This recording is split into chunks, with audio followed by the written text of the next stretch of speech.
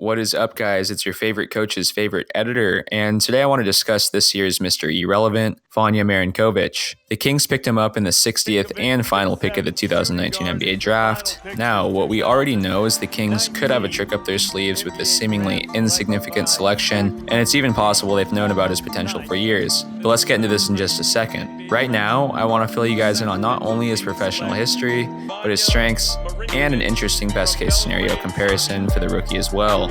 Alright, so let's start with his professional history very briefly. I'm just going to roll through these points. Well, he's from Serbia, which is also where he began his professional career. At only 14 years old, he began playing with Partizan's youth teams before eventually moving up to their senior team, where he began getting recognition from scouts. For those of you that aren't aware, Partizan's a basketball club in Serbia that is recognized worldwide and has even played NBA teams. They're a serious organization, and Vanja was able to do very well there. In 2015, 3 days after his 18th birthday, he signed a 4-year contract with Partizan. That season, he averaged just below 7 points, shooting 31.3% from the field, while getting multiple honors. The following year, he averaged 8.2 points, shooting 42.5% from the field. In his 2017-18 season, he averaged 11.3 points, shooting 41.3% from the field, until finally signing a 2-year extension going into his 2019 season, averaging 12.2 points and shooting 40.2% from the field before entering the NBA draft. Alright, so before we get into his NBA comparison, let's read some of the keynotes from NBADraft.net, and we'll let you take a guess at who we might be thinking of. So the official report reads he's 6'7", nice looking shooting stroke with a high release that makes it hard for his defender to block his shot, great shooter in just about every situation, very good in catch and shoot and spot up situations, moves well around screens and can come off them and shoot in very high percentages. He also has unlimited range. So who are you guys thinking of? Ray Allen? Whiter. Curry? Whiter. Scalabrine? Too white. Korver?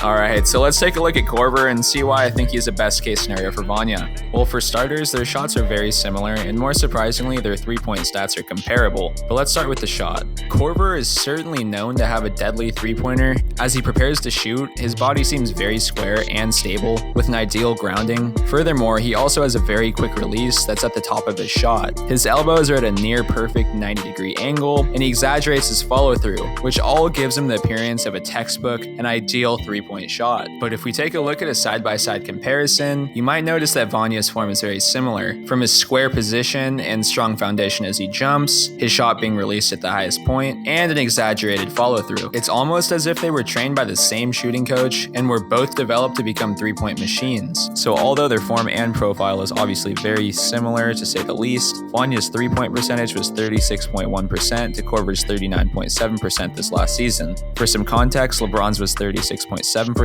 Kawhi's was 38.3%, and Stephen Curry shot at 42.3% from beyond the arc.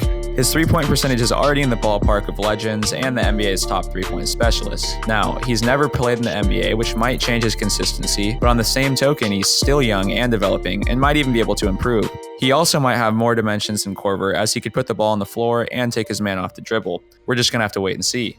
So as it turns out, the Kings might have struck gold again with the 60th pick in the NBA draft. The last big-time Mr. Irrelevant was Isaiah Thomas in 2011, also selected by the Kings. And if you haven't seen our video about Alen Smailagic, we'd recommend watching that because it is telling of some of the behind-the-scenes moves NBA teams are capable of. That, and you'll probably be seeing more of him in the Warriors' 2020 championship run. So might as well be up to date when everybody's asking about their new center. The Kings' VP of Basketball Management, fellow Serbian, and General Manager Vlade Divac, who also happens to be an NBA legend, now oversees the Kings and their acquisition of young talent. Essentially, it's more than likely he and Vanja were in the talks well before the 2019 draft. What was it that stood up? Let's just say first, that we are so happy to welcome Justin, Kyle, and Vanja to Sacramento family. I think it was a great night for us.